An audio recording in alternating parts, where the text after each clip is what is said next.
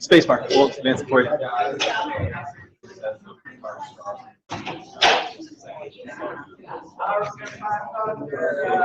Okay. So thank you for your attention.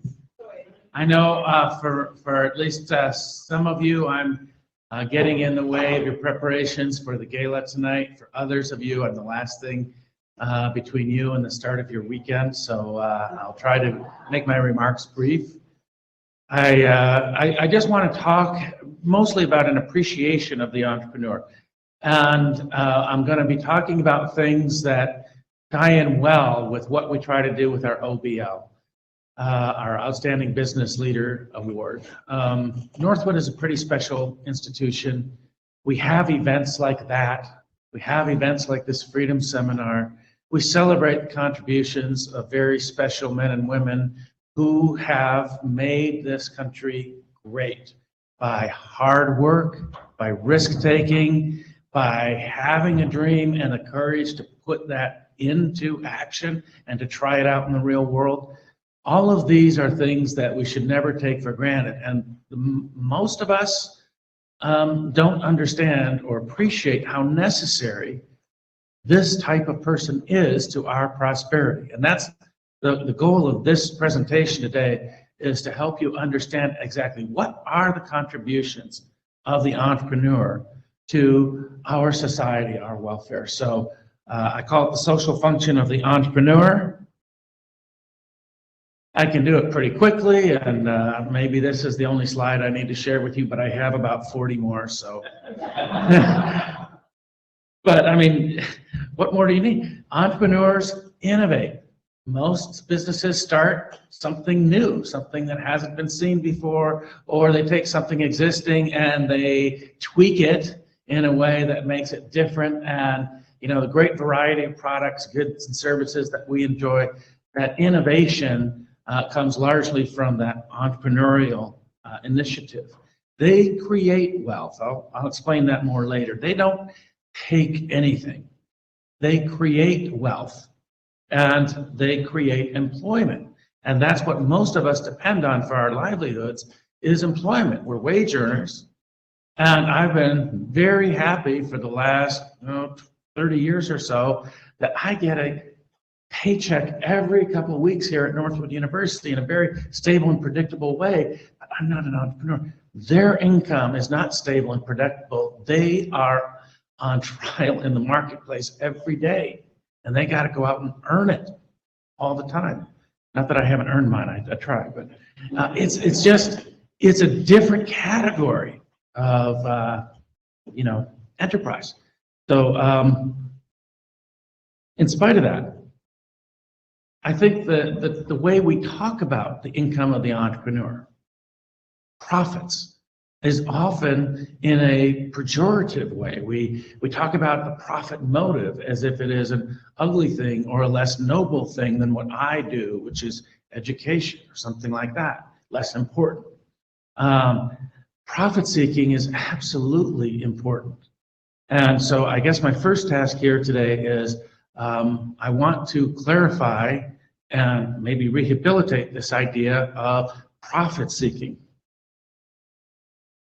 So these are the various types of income in our economy: wages, interest, dividends, rent, and profit. And it is the special task of the entrepreneur to generate profits.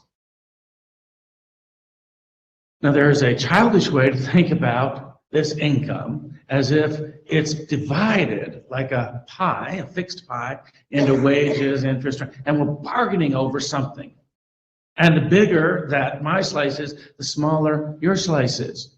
Well, that's not exactly true. And in the case of the entrepreneur, it's least true of all. The entrepreneur can only generate their income by growing a bigger pie. It's an absolute necessary condition for them to be profitable, is to make the pie bigger. They cannot be profitable by reslicing it. Profit is what's left over after promises have been kept and bills have been paid, if there is anything left over. Think about what the entrepreneur has to do to keep a voluntary, productive organization together. These resources don't come from nowhere, and they all have alternative uses and value in the economy. So in order to get somebody to work for you, and they were producing $100 worth of wealth every day for somebody else, you've got to offer them at least $100 to work for you. So if they are not creating the same value for you as they were, then actually you're the one who's going to lose the money. If you hire them away from their next best alternative by paying them more, we're going to lose what they might have generated in that other. And if they produce even less for you, then you as the entrepreneur are going to make a loss. But if you find a way to make them more productive, you can afford to pay them more, to keep them in your organization, but you have to make them more productive than they could have been in their next best alternative. And otherwise, they're not going to stay with you and you won't be able to keep them. And that's true not just for your workers, but it's true of everybody who supports your enterprise. Think about what it takes to keep a business together. You need to persuade people who have a choice to work with you. So consumers have a choice, lots of products. They only give you their money, their vote with their dollars, if your alternative suits them better than the other thing they might have had instead. You got to give them a better deal. Same thing with your investors. If you don't generate a rate of return and a level of risk that they're comfortable with, they cannot support you with their capital and their savings. And you have to do at least as good as their next best alternative. And at the same time, your workers, as we mentioned earlier, and every one of these wants you to cut them a bigger check, but you've got to balance the interest of each in order to keep each of these constituencies happy. And only after you've kept all of them on board and you've paid their salary or given them their price that they can afford and are willing to pay, only after all that is done, do you take home anything, if there is anything to take home. So entrepreneurship is difficult. It is difficult. Now, some people are very successful at it, and for some reason, I think this arouses resentment. Here is a guillotine that was erected outside Jeff Bezos' home. I suppose because Jeff Bezos was very successful as an entrepreneur, became very wealthy. The implication here is that Jeff Bezos has taken more than his fair share, right? They're really angry about that. But do entrepreneurs take more than their fair share? Absolutely not. Here is a Nobel Prize winning economist, William Nordhaus, who, with his co-authors, did a study who has estimated that over a very long period of time, 1948 to 2001, that entrepreneurs were able to capture only about 2% of the wealth they created. Think about that. You grow the pie, and yet that pie generates larger incomes for all those groups we talked about, and you are able to capture 2%. A lot of this is unappreciated because it comes in the form of something economists call consumer surplus. So here's some other economic research that shows us some of the hidden benefits provided to us by entrepreneurs. So how much would we have to compensate you to give up access to search engines for a year? Some economists actually did this. They actually offered to pay people. Can you go without a search engine? And they did for a week. And they said, okay, can you go for another week? And at a certain point, people said, no more, that's enough. Give me my search engine back. Turns out that even when they were offering them as much as the $17,500 a year, they wanted their search engines back. And you see, we give those to consumers for free. That difference between the value consumers place on the good or the service and the amount that they actually pay for it, that's called consumer surplus. What about email? Same experiment, $8,400. Electronic maps and navigation, $3,600. Now, I would have paid more for that personally. But you can see these are the hidden wealth created for their customers in ways that make their customers better off, that is unappreciated, I think, in the world. So I want to emphasize this point. You don't get rich in a free enterprise system by taking what people would otherwise have. You get rich by making what they would otherwise not have. That's what the profit motive does. As I said, I'm proud to teach at Northwood University, and one of the reasons is because of our tradition, our values, which have started from the earliest days of our founding. And one of the persons who preceded me in my role as chairman of the econ program, Orville Watts. Orville Watts really is kind of the godfather of the Northwood philosophy, or the Northwood idea. And here's what he has to say about the vocation of business. He says, a businessman's moral responsibility is no less than that of a teacher, physician, minister, artist, or writer. Essential to the Northwood idea, then, is appreciation of the unlimited opportunities for character development in voluntary business enterprise. Only those who look for business profits in life-supporting efforts that are mutually beneficial can achieve success in the true meaning of that. So in the spirit of Orville Watts, I want to talk about some of the virtues of entrepreneurs. Entrepreneurs are not saints. Some of them are not even nice people. I'm not sure that you would, want to have dinner with them. On the other hand, they do have some virtues that are just extraordinary and we need to appreciate. So I want to now talk about some of those virtues, if I could. Whoops. So I just have a list of 5. Creativity, courage, prudence, leadership, and alertness. And this by no means exhausts the character traits of successful entrepreneurs. And not every successful entrepreneur will display every one of these traits. But many of them will display more than one or even all of these. So let's talk about them. And I don't owe this to my own thought on the matter. I'm borrowing some from creative scholars like Joseph Schumpeter and other economists who have gone before me. So let's start with the idea of creativity. The economist Joseph Schumpeter really emphasized the role of creativity and entrepreneurship, of innovation. Joseph Schumpeter was the chairman of the Harvard Economics Department for many years. He characterized the entrepreneur as the innovator who changes the structure of the economy. If the economy has been going along for a while, it is stagnant, there's a good chance that there's a lot of opportunities out there to make things better. Well, where does the impulse to change things come from? It comes from that disruptor. And the entrepreneur is that disruptor. So, he actually identified a number of sources of innovation that entrepreneurs come up with. It could be a new or higher quality good. If you were at Greenfield Village with us this morning, that was Thomas Edison, the electric light replacing the gas light. He didn't invent the light bulb, as we know, but he definitely improved it to the point where it became economical, not just for J.P. Morgan, the first guy to have his house electrified, but for the rest of us. New methods of production. Sam Walton wasn't just successful because he had a department store with low prices. Kmart did that. A lot of places did that. Sam Walton changed the way he managed inventory and distribution, and that changed the way we did discount retail. Opening up a new market. Herb Kelleher, anybody know who he is? Founder of Southwest Airlines, and he founded Southwest Airlines not to compete with the other airlines, but to compete with Greyhound bus.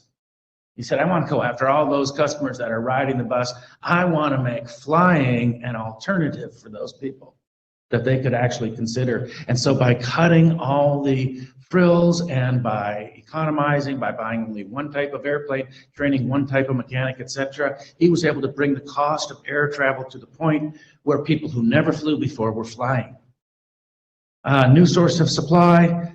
Phil Higgins, one of my favorite independent-minded entrepreneurs, he discovered oil in Texas in a place where people said there was no oil. Academic geologists had examined the land, said there wasn't oil there before he found really the the first gusher in the West. New forms of organization, J.D. Rockefeller. A lot of people think J.D. Rockefeller cheated and bullied his way into his wealth. Not a chance. He was simply better at managing his resources, and the way he organized the production and distribution of oil simply allowed him to bring the cost down to the point where nobody wanted to buy it from anybody else, right? So he had a simple, efficient form of organization that gave him a big share of the market. Innovations revolutionize production in ways that even innovators can't foresee. I like this magazine article from a Popular Mechanics magazine, I believe. This is what people said homes of 2004 will look like. They will have a room dedicated to computing. So even in their wildest imagination, they're thinking, how Buck Rogers can we be in the year 2004? Everybody will have a computer, and we'll actually design homes to put them in with a dedicated computer room. And of course, now we've got the power of this computer and the capability of this computer probably in your pocket right now on your cell phone. And speaking of that cell phone, this is taken from the economist Mark Perry at the University of Michigan in Flint. He looked at this advertisement from a Radio Shack back in the 1980s, and he compared that to his cell phone of today, and what he discovered was everything in that ad is done by that cell phone. And if you add up the prices on that ad, which were good deals back then, it comes out to something like $5,225. He's got all those functions now in his pocket for $200. That's innovation that even the most optimistic person can't genuinely foresee. Okay, so creativity, big virtue. Second virtue, courage, a willingness to take a risk. And I'm going to associate this with the economist Richard Cantillon. Going back a ways for him, he actually wrote a kind of you would call it an investment newsletter. He ran kind of like a hedge fund for the noblemen of his time in France. And so he talked about the way the economy is structured, but he is the one that we think coined the term entrepreneur. And he's the one who said that there is a special role for the entrepreneur in the economy, and it is the role of risk-taking. And he just noted, if you're going to be successful as an entrepreneur, you've got to make predictions that may turn out not to be true. You buy something at one point in time, thinking that at a point in the future, you can sell it for more. But you don't know that for a fact. That's your forecast. That's your hunch. You're taking a risk by doing that. So whenever you move goods across time in order to resell them, you're hoping that your predictions are true, but that takes courage. Same thing, moving goods from place to place, right? You buy them in one place at one price, you hope you can sell them in a different place at a different price. So whether we're talking about buying goods, where lobster is cheap on the shore, where the boats are coming in, putting them on a truck, dragging them interior and selling them to landlubbers, and you hope that they'll get a higher price.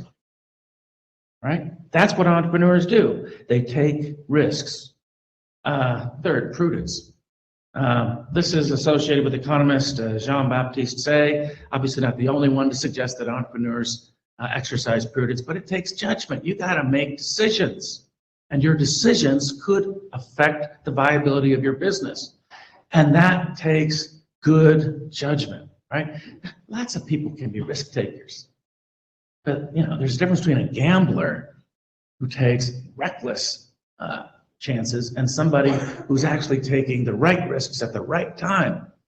And that's what it takes. So for Jean-Baptiste Say and other economists back in his time, Adam Smith, David Ricardo, and others, they use the word projector as the one who initiates and manages a project.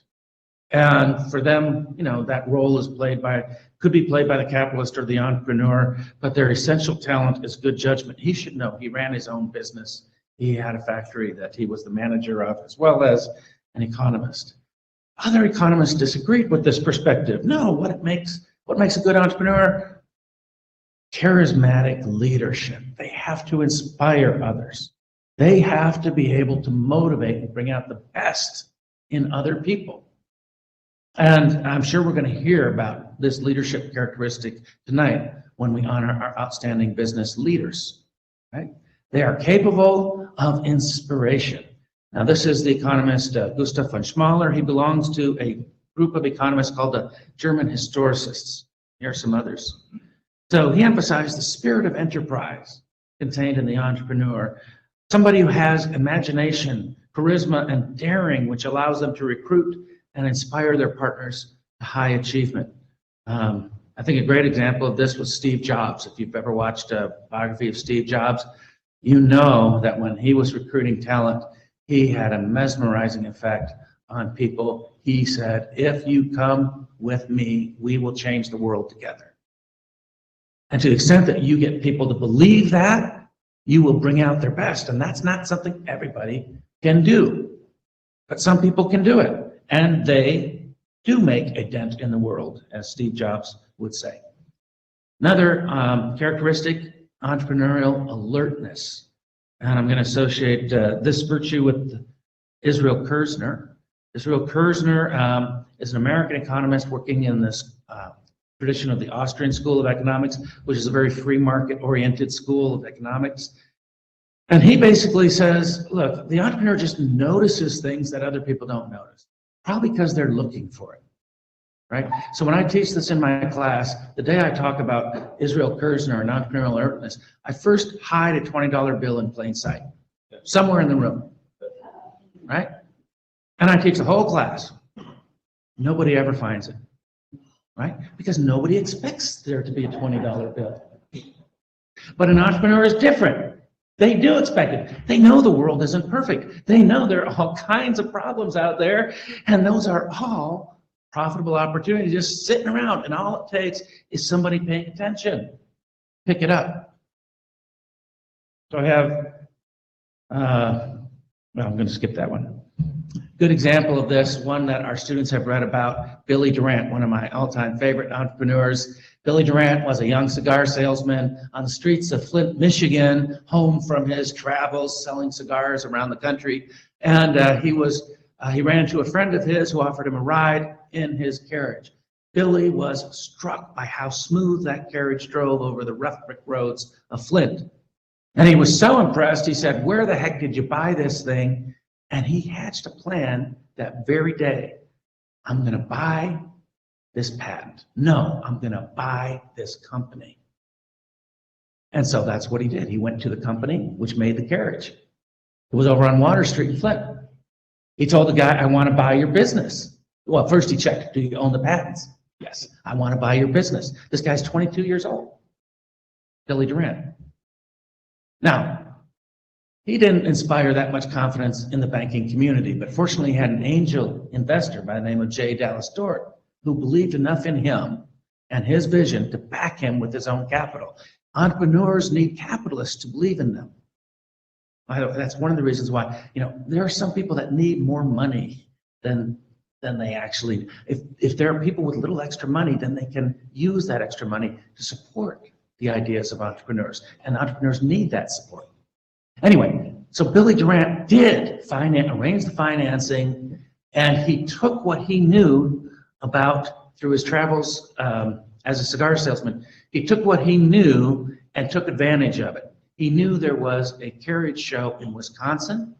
He figures if he can get this carriage there in time to display it at the show, he's going to sell thousands of them, not hundreds of them. And he was right. He got in his carriage, he drove it himself to Wisconsin, and he took hundreds of orders that very week.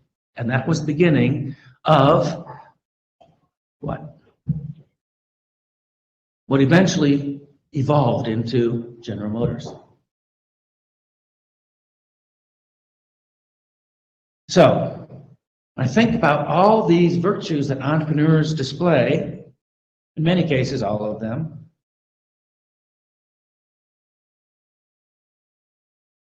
Think about how many of us rightfully expect that that's not us. And I look at this list, that's actually doesn't line up with who I believe myself to be. I think this operates more or less as a filter through which only some people can actually pass successfully. So think about this as, there may be lots of people who have courage, right? But maybe they lack judgment. Or maybe there's lots of people that are charismatic, but again, maybe they lack courage. Or maybe there are lots of people who are alert to opportunity, but maybe, again, not charismatic enough to inspire others to gather the capital, etc. And finally, one last thing, it doesn't matter. Lots of people run into bad luck or good luck, and that can make a big difference as well. To be a successful entrepreneur, you got to pass through a whole series of filters. And at every stage, there are certain people that are going to, not make it through that. But those that do are the rare and important individuals in our economy who grow the pie, who create wealth, who change the world in ways that make us all better off. So I think it's incredibly appropriate that Northwood is honoring these people tonight. And I think that we all owe them a great debt of gratitude, and we need more like them. Thank you.